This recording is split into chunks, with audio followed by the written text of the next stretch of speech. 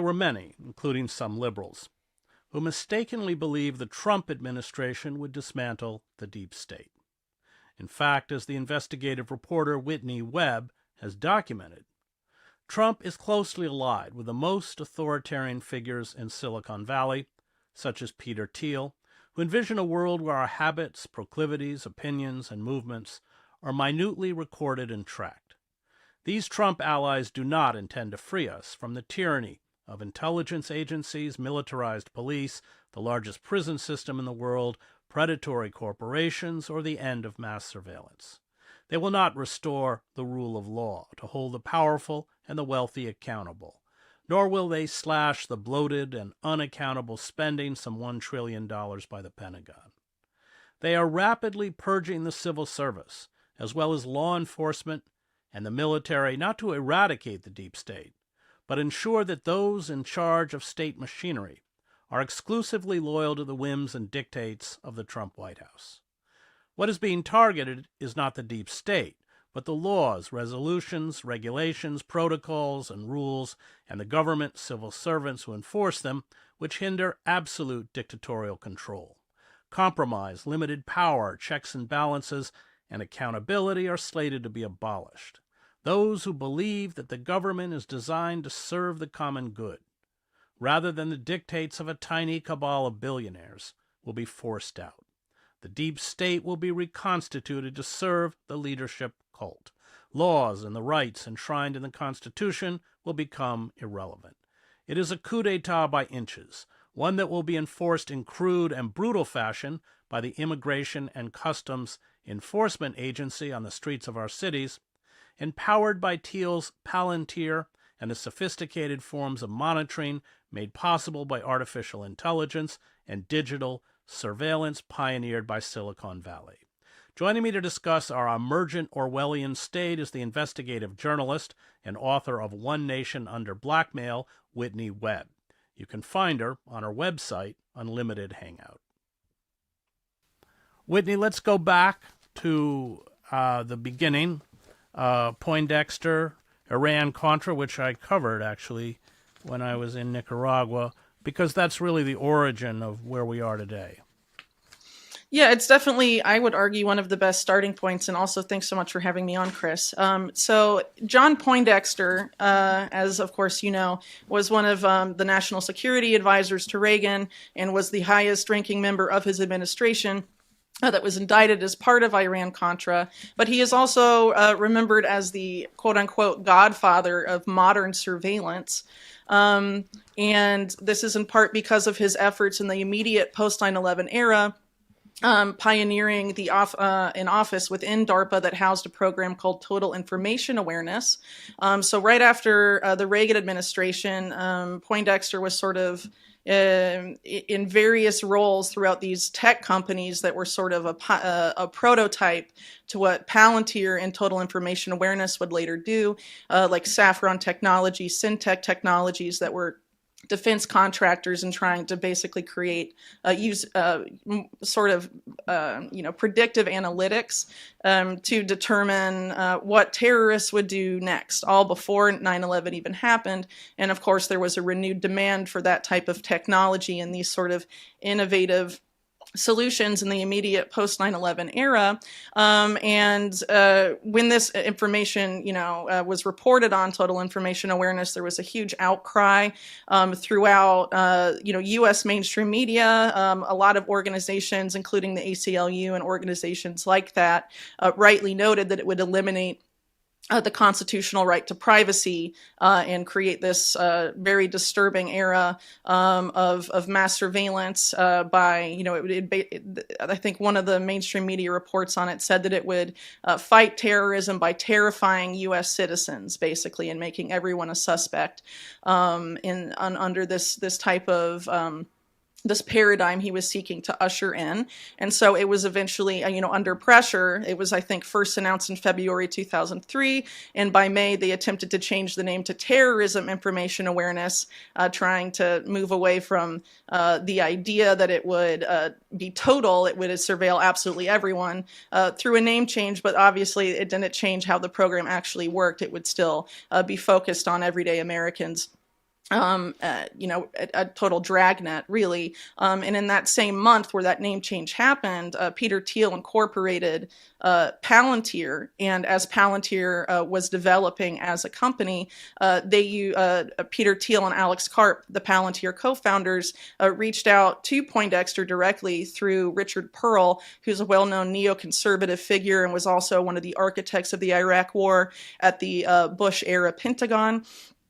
And, basically they hatched this plan to privatize this program, rightly calculating that if they turned it into a entirely private sector enterprise, the outrage would, essentially dissipate, which it remarkably did, because, originally it was a public-private partnership housed within DARPA, and then by making it this private sector enterprise, a lot of the concerns about it disappeared, and this is arguably because by moving into the private sector, they were able to accomplish a lot more than they could have by being affiliated directly with the public sector, even though they contract with the public sector. And so Palantir, funding-wise, was set up with money from Peter Thiel himself, and that the algorithm for it had originally been developed at PayPal, and the other funding source was the CIA's In-Q-Tel.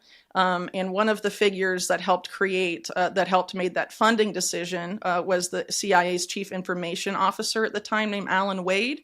And Alan Wade had been one of the top allies of the Total Information Awareness with Poindexter, in the immediate post 9/11 era. And so the CIA was Palantir's exclusive exclusive client for, I believe, the first 6 years of its existence as a company. And its engineers went to Langley, CIA headquarters in Virginia every 2 weeks for several years as well, where the CIA was developing their algorithm with them, in a very direct partnership. And Alex Karp has even said that the CIA was always the intended clients of Palantir. So I guess I'll pause there, and I'm happy to go in other direction. Explain what it does, what Poindexter's goal was, and what they were able to establish. I mean, the mechanics of it. So Poindexter's goal was extremely broad. I mean, it really covered, it's absolutely staggering when you think about it. So the way it was initially sold to the public was this is a way to stop terrorism attacks before they happen, by collating so much data from all different sources, and then using it in some sort of analytic or AI to determine, if certain data points are flagging that a terrorist attack will take place here or there. But there's various different aspects of this program that didn't really get enough coverage at the time. So one is that they attempted to use free market forces to determine if a terrorism attack would happen before it happened. They created basically what's referred to as a terrorism futures market. It was really like a forerunner to Polymarket and some of these predictive markets where people bet on things online. It was basically that, but about whether a terrorist attack will happen in the Middle East, or if there will be turmoil in the Middle East, if someone like Yasser Arafat would be overthrown. These were the kinds of things they were going to have these unnamed investors bet on. Another one was focused entirely on health under this program called biosurveillance, which actually a lot of it Palantir helped launch with HHS during the COVID era. Things like analyzing American wastewater to determine if there is going to be an outbreak of a disease before it happens, again, with an algorithm, or basically, surveilling Americans' health data and to determine if there will be a pandemic before it happens, or if there will be a bioterror attack. Because remember, this was also in the aftermath of the anthrax attacks. And so a lot of that, particularly on the health front, has absolutely come under the portfolio of Palantir in the years since. They now control basically all of the health data at HHS, and also the CDC under the HHS, and also the NHS in Britain as well, and have continued to expand on that front. But Palantir, also works extensively now in the private sector as well. They're a major AI engine for Wall Street banks, for example, and they have different, programs that are sold to different entities, but ultimately they are a massive contractor to essentially every U.S. intelligence agency, and that includes DHS and ICE, which a lot of the critical reporting on Palantir focuses on their contracts with ICE specifically, but all of that is intended to also be used against people that are not illegal immigrants. It's meant to be an entire dragnet of basically pre-crime, and Palantir, in concordance with Poindexter's ambitions, has been a major piloter of pre-crime technology in the United States. I think they began doing that in New Orleans initially, but they call it predictive policing is the term that they use. But a lot of other companies have attempted to also get in on this. One of the most notorious being Predpol, that was a partnership, I believe, with UCLA and LAPD or something to that effect. And they're notoriously inaccurate, and they're almost always piloted in low-income minority neighborhoods, and basically are a way I mean, in essence, what happens because the accuracy rate is so low is that you're creating this pipeline of people basically being sent to prison, or being caught up in crimes that are very petty. But you're just sending police to all these areas in a relatively discriminatory way. I mean, the Predpol is really outrageous because it's like accuracy was found to be like insanely low, and they didn't phase it out despite the extreme inaccuracy. I mean, it was worse than a coin toss, essentially, and departments around the country continued to use it. And then in some of these areas where Palantir ended up leaving, another Peter Thiel backed entity called Carbine also has a predictive policing component, but has been sort of taking over 911 emergency call systems, throughout the United States, which is, generally at the county level. But this is a company that wasn't just funded by Peter Thiel. It was funded by Jeffrey Epstein and was led for a significant amount of time by Ehud Barak, the former Israeli prime minister. As well, and has sort of expanded outwards. So a lot of Poindexter's ambitions, unfortunately, have been becoming true at a really rapid pace, and part of this was done under the guise of combating the COVID-19 situation with data, that we needed data to solve those problems. Are you in essence just creating profiles? I mean, these are just creating profiles for every American citizen?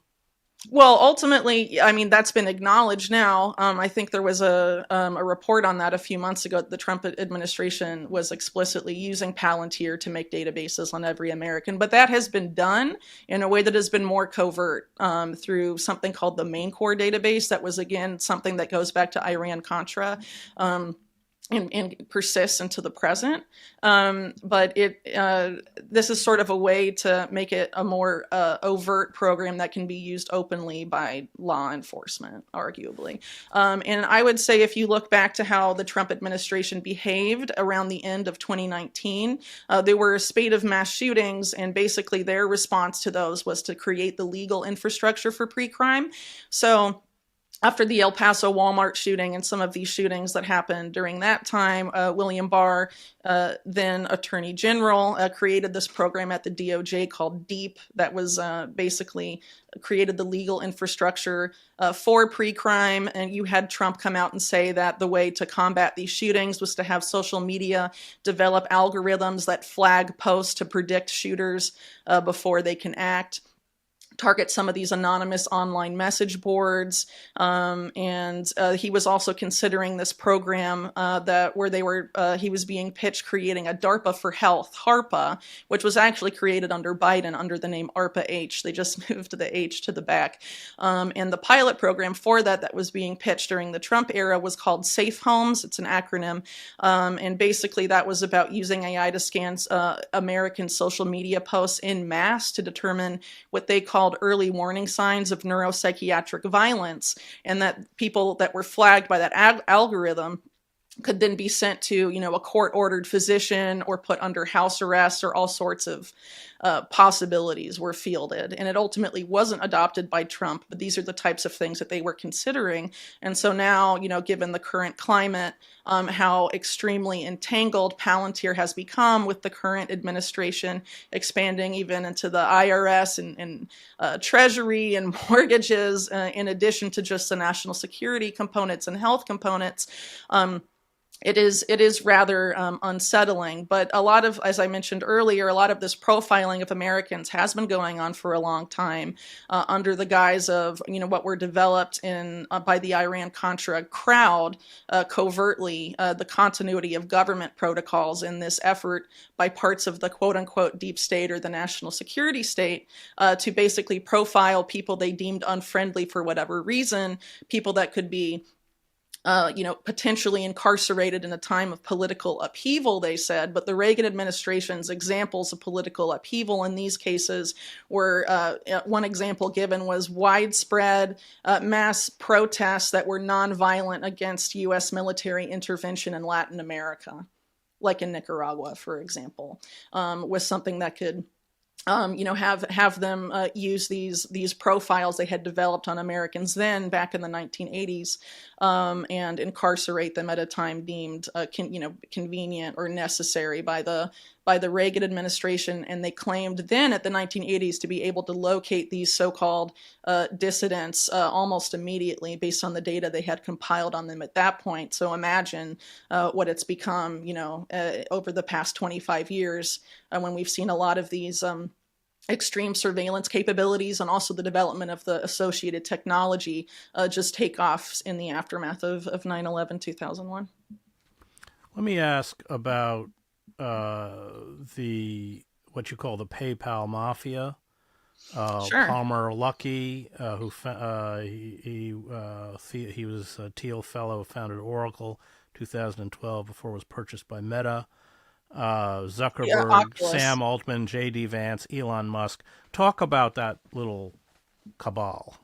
Yeah, well, they are quite the cabal. So first of all, PayPal Mafia, it's important to point out what PayPal is. So PayPal is most widely known, right, to have been a project of Peter Thiel and Elon Musk, but it was originally a combination of Peter Thiel's Confinity and Elon Musk's X.com. And when Peter Thiel was setting up this proto-PayPal, he and his co-founders openly, they've admitted this, consulted with every three-letter agency in the U.S. government that would talk to them about developing their product before they launched it.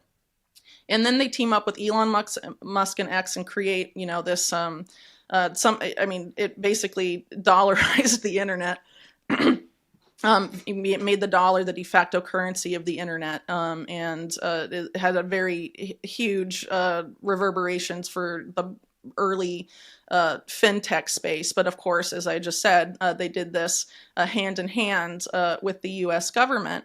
And it's really no surprise that you see, when it's sold, when they sell PayPal to Pierre Omidyar of eBay, Peter Thiel moves into this effort to privatize total information awareness, the algorithm for Palantir having started as PayPal's anti-fraud algorithm initially, and then being developed to become what it is today. And so since then, you have a whole network of people that have either been proteges of these figures or worked at one point for PayPal. For example, the current AI and crypto czar at the White House, David Sachs, a former top executive at PayPal with Thiel. And all of these other people. And of course, J.D. Vance, the current vice president, is intimately connected to Peter Thiel. His whole career in VC is entirely responsible. Peter Thiel's entirely responsible for that. And also Thiel was the main donor to a lot of his political campaigns, and he would not be the vice president if it wasn't for Peter Thiel. He wouldn't even be a politician, probably. So Thiel's influence is incredibly significant. It was also arguably significant during the first Trump administration, but I think now it's quite clear that this is, the PayPal mafia's moment. You've had these particular figures have an extremely significant influence on U.S. government policy since January, including the extreme distribution of AI throughout the U.S. government. And this includes not just well-known figures of the PayPal mafia, but people, a lot of former employees for Palantir have been placed throughout, maybe positions throughout the U.S. government that you don't think a lot about, or most people don't think a lot about, chief information officers of various departments and things like that. There's a very considerable amount of influence. And what I find particularly troubling about this is that a lot of these PayPal mafia figures, Thiel, Musk, and Vance, among others, are extremely close to, or acolytes really, of the philosophy advocated by a fellow named Curtis Yarvin, whose and political philosophy is essentially that the way to solve the problems of our current system and current bureaucracy is to basically completely privatize the state and install a CEO in place of the president who would rule essentially as a dictator, which is completely bonkers. And it's amazing that people, have allowed people like Peter Thiel or even Yarvin himself to masquerade as so-called libertarians when they're very in favor of the authoritarian abilities of the state. They just want to sufficiently privatize it before allowing that authoritarianism to continue and expand. And you can also see how a lot of these people are also, war profiteers. Palantir, of course, not only is this tool of mass surveillance, it's a tool of mass murder used by the U.S. Army and also by the IDF to decide who lives and who dies in Gaza. And a lot of these other people that have been Thiel proteges, for example, like Palmer Luckey in Anduril, which Luckey co-founded with Trey Stevens, who's also affiliated with the aforementioned Epstein-funded Carbine 911. Anduril is ushering in this era of autonomous warfare and bankrolled, of course, by Peter Thiel. And they're also developing the so-called smart wall on the U.S.-Mexico border. And really, these people are developing very Orwellian, disturbing systems with not just domestic implications, but also very significant implications to how the U.S. Military and other militaries operate abroad. And it's extremely disturbing, to say the very least. And a lot of their branding is, we're America first. And so we should replace the old, defense contractor giants like Lockheed Martin, for example, or General Dynamics and these entities, and framing that as a good thing. This is how we're going to defeat the deep state, right? We're going to remove these. It's correct that they're corrupt and terrible companies that have enabled terrible things, but it's not like Anduril won't enable the same sort of thing. It'll just enable it more efficiently and at greater scale and with less humans involved. And is that necessarily better? I don't really think so. And when you consider, too, that you have, the current Secretary of War, since it's been recently renamed, and Pete Hegseth coming out and basically saying the massacre of Wounded Knee, the soldiers that did that should have their, medals restored and all of this. It's basically trying to be anti-woke by saying, I'm conflating American culture with war crimes at the same time that we're developing all of this autonomous technology that would allow these people to conduct more war crimes than ever before. So, under this guise of we're making the government more efficient, what aspects of the government are these people in the PayPal mafia actually making more efficient? Well, one of them is mass murder. And unfortunately, you don't hear enough about this. And presumably a lot of people that wanted the destruction of the so-called deep state under Trump didn't want these things to expand and continue, but they absolutely are. Let's talk a little bit about, you mentioned privatizations. Let's talk about SpaceX, cryptocurrency, and Musk's early involvement with Doge in the administration, what they're doing. And explain Yes. for people who don't understand the smart wall, what the smart wall is.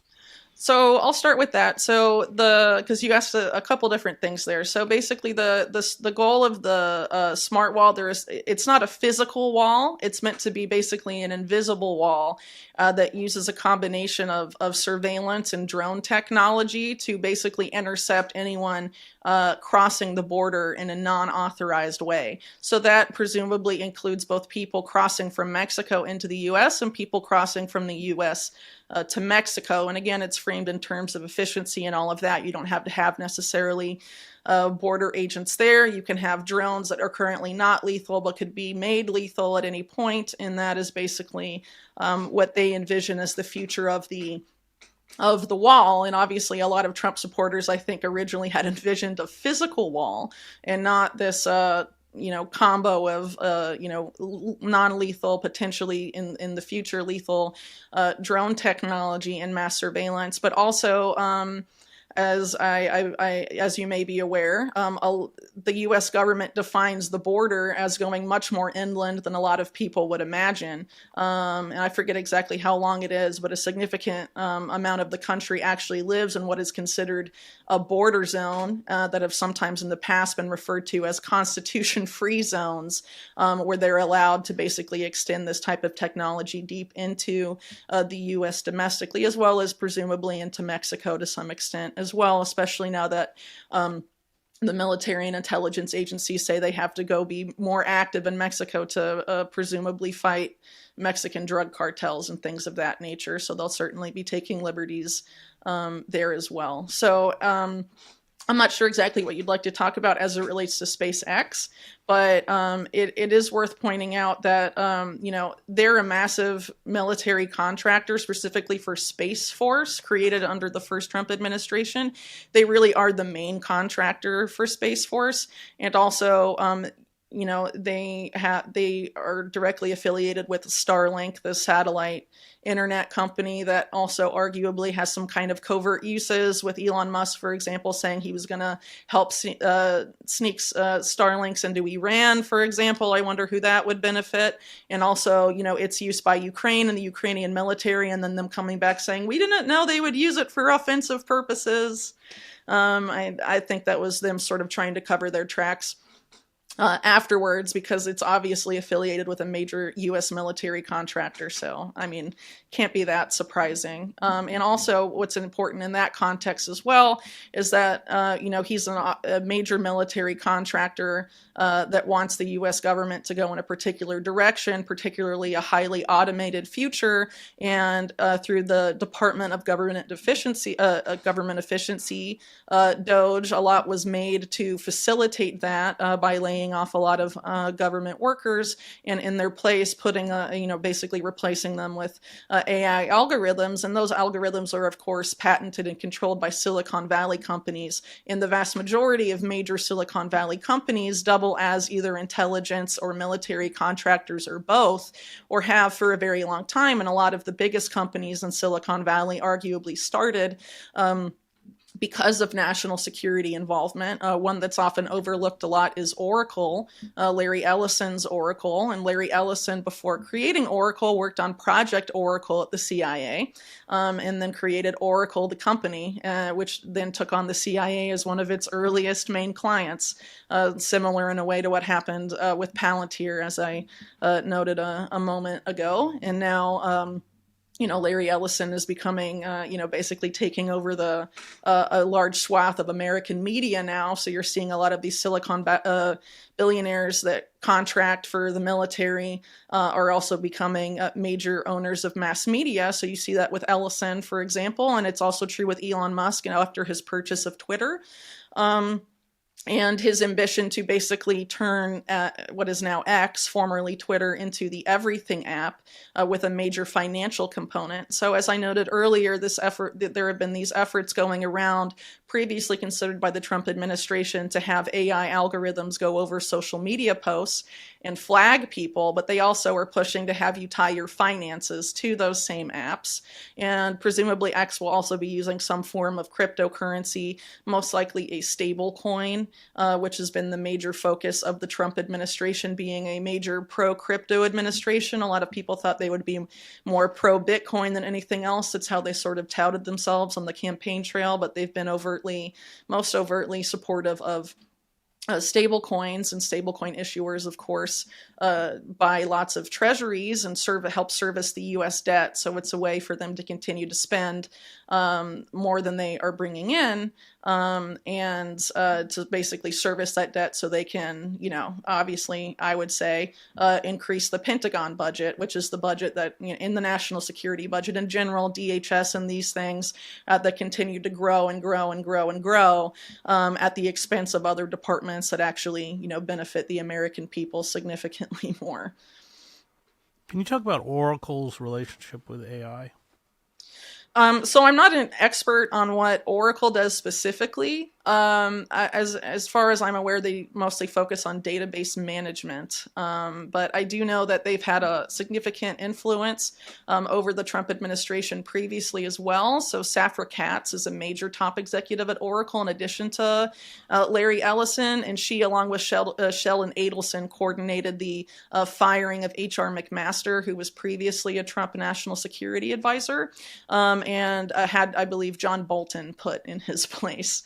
So Oracle has been sort of very influential, particularly on the Trump administration behind the scenes before this administration, but now we're sort of seeing Larry Ellison come out more into himself. But my understanding is that they contract widely throughout the national security community and beyond, and that a lot of it is, data management and digital infrastructure. But I'm not exactly sure on the specifics there. Sorry about that. I want to ask you about Israel, because Sure. there are many tentacles, I guess, running each way between military, the 8200 unit, and Silicon Valley. It's an incestuous relationship, which you've written about.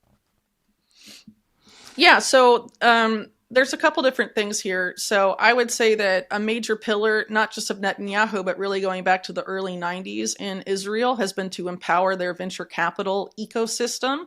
And it began with state backing really significantly in the early 90s. But Netanyahu, throughout his lengthy time as prime minister, has made that a major priority. And back in 2012, it actually became Israeli policy to have basically some of these startups that are incubated by veterans of Unit 8200 and some of these other Israeli intelligence agencies that involve technology to a significant degree, to have them conduct operations that were previously done in-house by Mossad or Unit 8200. So basically, to use them as fronts is essentially what the admitted policy began. And in the Israeli media report that documents this, they note that a firm like Black Cube, for example, which has been called to privatize Mossad, was one of the companies that was developed under this policy. But presumably there's a lot of other companies that also operate this way, and it's important to note that in the same period of time, you had a neoconservative and Zionist mega donor to the GOP, Paul Singer, team up with people from Netanyahu's office to develop something called Startup Nation Central, which was framed as a way to prevent the United States from ever meaningfully adopting the Boycott, Divest, Sanctions movement, or BDS, by basically marketing Israeli startups, particularly in technology, to American companies and also to the U.S. government. And of course, the U.S. government contracts with significant Unit 8200 companies. For example, the NSA in the mid-2000s had an Israeli Unit 8200 linked company develop its backdoors into popular software programs. Carbon 911 that I brought up earlier, also Unit 8200, created and now controlling a litany of 911 emergency call centers throughout the U.S. There's a lot of companies that have popped up to do so, and also you've seen a lot of these Silicon Valley giants, Google, Microsoft, Intel, recruit heavily from Unit 8200 and also open offices in in Israel. Though, of course, some of those in the case of Microsoft significantly precede this 2012 point. But basically, the goal was to prevent the U.S. from ever allowing boycotts of Israel at any meaningful level by integrating companies at the same time that Netanyahu made it a deliberate policy to use a lot of these companies as fronts for either the Israeli military or for Israeli intelligence.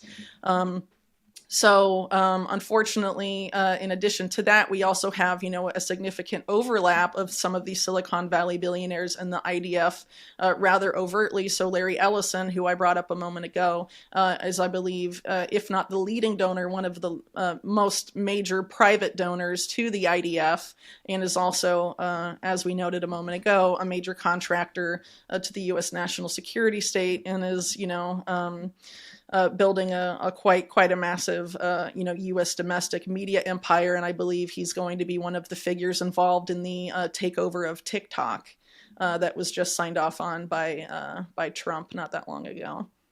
And he's just taken CBS. Yeah, and I think Paramount, and I think a few others are. I think CNN is about to be acquired by them as well. So we'll see. But it's definitely a rapid consolidation.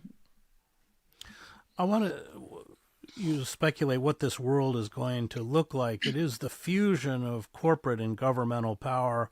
In some ways, of course, these corporations will have even more power than government institutions.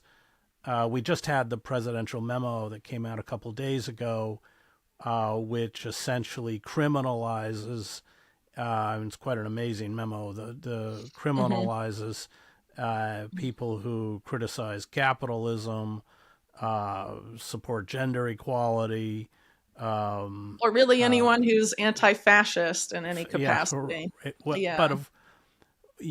And of course all of these tools will be employed against these people who are being targeted. What kind of a world will it create? Will it kind of look like China's totalitarian capitalism, or will it be different? I think it's really hard to know because, of course, the future is unwritten and a lot of it depends on us. And there's an unprecedented effort, of course, to propagandize the American people, to have us willingly walk in and support and consent to these systems being installed, because a lot of people forget. But the ban on propaganda being used domestically against Americans was lifted under the Obama administration. And now with all of this extreme media consolidation by the specific cabal of billionaires and oligarchs, the propaganda is already bad, I would argue, but is going to get even worse to get people to consent to these systems specifically. And I think a lot of what we're going to see is going to be sort of a repeated trope of what we saw on the war on terror. We have to give up all of these new freedoms, or all of these freedoms and things like that, because we have to go after Al-Qaeda and get them at all costs. But now, 20 plus years later, you have, the head of Al-Qaeda in Syria being given a diplomat, I don't even know what to call it. It's so ridiculous.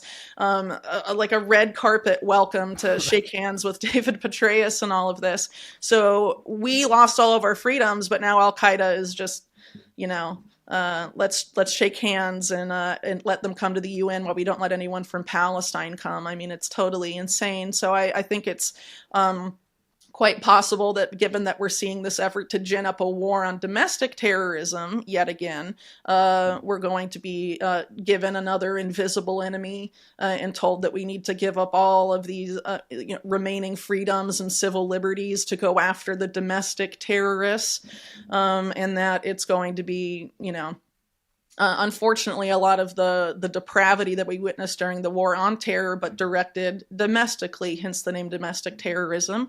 And I think you can argue that was always the plan post 9/11. A lot of the stuff was focused domestically. Before 9/11, there were efforts to pass DHS as the National Homeland Security Agency. It stalled in Congress. Of course, after 9/11, no longer stalled. And so DHS was created.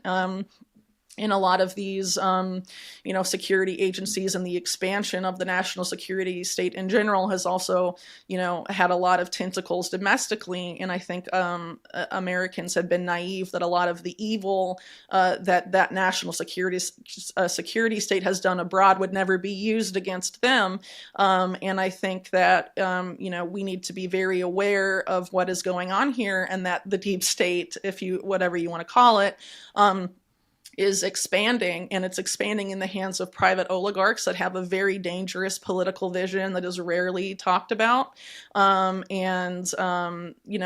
lot of people on the right, for example, during the COVID era, were up in arms about the World Economic Forum and the public-private partnership stakeholder capitalist model, and some of the ideas promoted by its former chairman Klaus Schwab and the Fourth Industrial Revolution and transhumanism, but somehow are lining up behind these figures like Peter Thiel and Elon Musk, who are also overtly transhumanist and have, backed someone like Curtis Yarvin, who has a very similar political vision in many ways to Klaus Schwab. And somehow it's bad when one group does it, but not bad when the other, the other group backs it. And it's just, change a couple terms around and, try and make it edgy, but ultimately at the same day, it's it's essentially fascism. But they obviously want to market it under different names to get people to consent to it, which I think is, efforts are being done to do that now under the guise of fighting the corruption in the national security state. But unfortunately, this has always been a cancer on American society that has been distinctly bipartisan. And I think a lot of what's going to be done here is it's going to be, if we allow it, political opposition could be labeled terrorism, quote unquote. And to think that this wouldn't come back on people on the right as well, I think is naive. The definition of domestic terrorist under the Biden administration concluded people that were outraged by perceived government overreach, for example, which could easily include people on the right as well. A lot of the things in the definitions of these things are incredibly vague and just meant to sort of be a catch-all for people who don't agree with the government for whatever reason and who won't just put their head down and be obedient when prodded to do so. I think there's a potentially dark future, but there's still time for awareness about these agendas and for people to develop parallel systems to escape this. And I think it's very important too that people start really seriously considering how to wean themselves off of these Silicon Valley giants that are building these systems and contracting with these military and intelligence agencies, getting off of Microsoft or Google products. There's still time to do all of that. You can look up online different guides to use different operating systems, whether it's on your computer or your phone, or use alternatives to Google or any of these other things. Because ultimately, if they may try and move to make it illegal to boycott Israel, but we can boycott the other enablers of the system that are based in the United States. And maybe it's inconvenient at the time to change these things, but I think it's much more inconvenient to just walk into this world that they're trying to usher us into without offering any sort of meaningful pushback. And if they're going to try and censor speech or criminalize speech, there's other things we can do to stop this from happening. Great. Thank you, Whitney. I want to thank Diego, Victor, Sophia, Thomas, and Max, who produced the show. You can find me at chrishedges.substack.com.